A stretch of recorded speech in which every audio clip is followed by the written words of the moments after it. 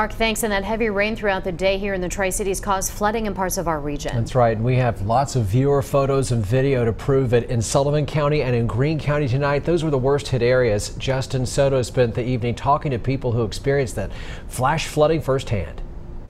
Mark Wyatt and his family came home to this. It was kind of concerning because we didn't know where it was going to stop or when it was going to stop. Their backyard flooded, leaving behind a soggy mess with a trail of debris. We've been watching stuff flow through the creek for hours now. Down the road, we've had plenty of rain and water raising up, but I've never seen the water like we have out here today. James Carnes was also surprised to see the amount of flooding in the Sullivan Gardens area. That flooding impacted drivers. Earlier today there was water up here on the road, We even saw cows trekking through this flooded pasture. And as you can see,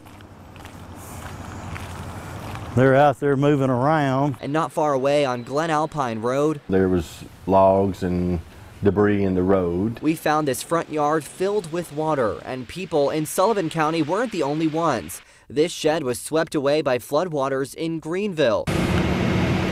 Monday night, we found the Greene County Highway Department working to ensure water didn't end up on this Rock Quarry Road bridge.